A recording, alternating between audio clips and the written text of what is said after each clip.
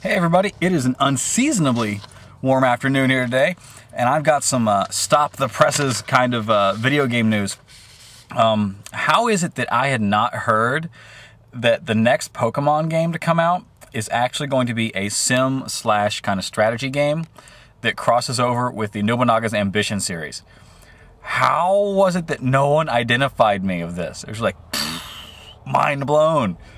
This is incredible. It's just so surprising that Koei and Nintendo got together for this, but I've never been the biggest Pokemon guy. I think I had Red and Pearl, so there's like almost a decade in between. I never have caught them all, as some of you have. The one Pokemon game that I really wanted was Pokemon Snap. That was kind of an anomaly. But Nobunaga's Ambition, I had it on the original Game Boy. I didn't play it on the Nintendo or the Super Nintendo or the PC, PlayStation, all the different iterations of it. Never got into Three Kingdoms games and stuff. But I played the shit out of this on the old Game Boy. I think it logged more hours on the Game Boy than Tetris did, and you have to respect that. I mean, that's an achievement. I think it probably held my playtime record overall until I got to Advance Wars DS. So it's pretty impressive. The idea of mixing Pokemon with a turn-based kind of strategy game in feudal Japan, and that's actually brilliant. That's really cool. It reminds me of Gemfire, which I played on the NES, emulated. It was on the Super Nintendo and I think one of the Sega consoles and stuff. But it was kind of like a fictionalized Britain, where each of the armies had 6 armies, and each had a wizard with your archers and soldiers and horsemen and stuff and your cavalry. But you could also hire like ogres and skeletons and dragons and stuff to be on your team. So if that's the deal, I could actually get into this. This would be actually really cool. It is going to be DS only. I'm kind of surprised they didn't push it to the 3DS. But then again, knowing Nintendo, when they do a real full-fledged Pokemon game for the 3DS, I'm sure they want to do it up, full on. This is going to be more, from what I can tell, a sim game as opposed to a strategy game as opposed to a Pokemon game. So a kind of an action role player. So I guess I get that. I understand it. It's supposed to come out sometime early 2012. I'll put the link to the trailer down below in the notes, but when I first saw this, I was just blown away. I love it. I love the idea of it. I want to have my fucking Pokemon in feudal Japan, and yeah, looking forward to it.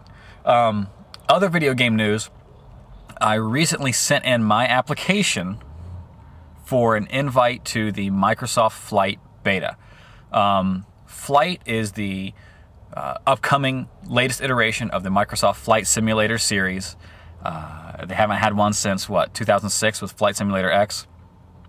The graphics and stuff look really good. There were some rumors that it was going to be on the 360, but it looks like it is PC exclusive, so you can get the hardware boosts and everything, and all the maybe internet connectivity to get your Google Maps and satellite views. I don't know. But it will require a Xbox Live or Games for Windows Live gamer tag. Keep that in mind if you want to get in there. The invites to apply for an invite only went out back on the 11th. I sent mine in on the 15th, 16th. So there's still plenty of time to get in there and apply.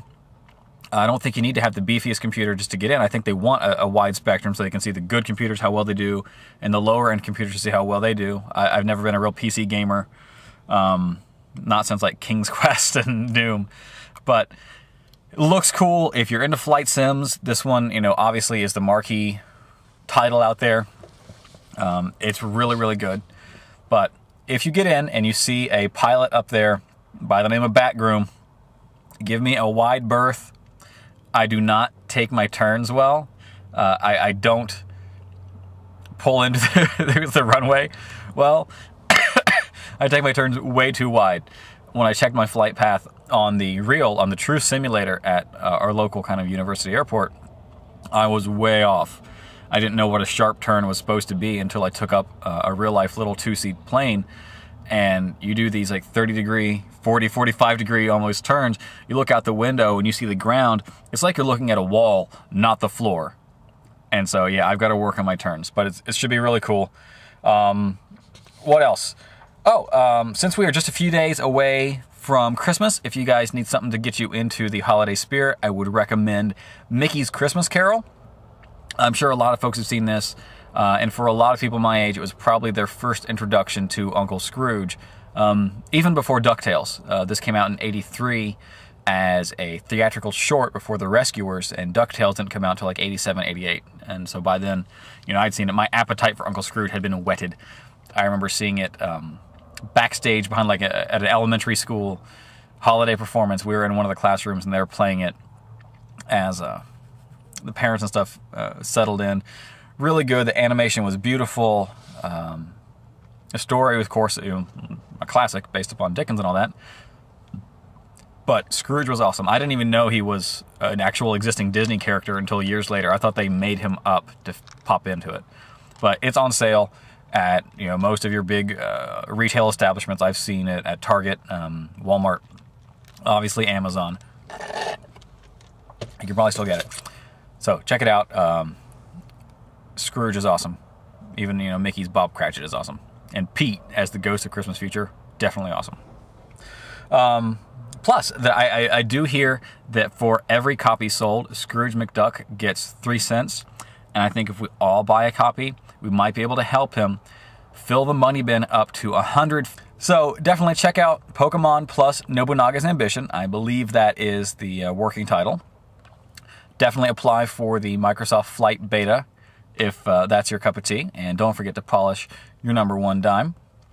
And until next time, if somebody slams the back of your favorite head up against a barroom wall and says, "Hey Mac, if you paid your dues," you tell them what Jack Burton always says: "Yes, sir, the check is in the mail."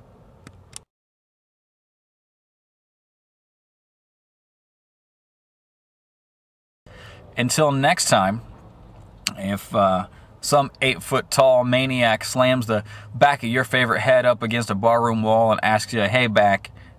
Fuck! I was so close! Fuck, I gotta do it again. Okay, I gotta do it again.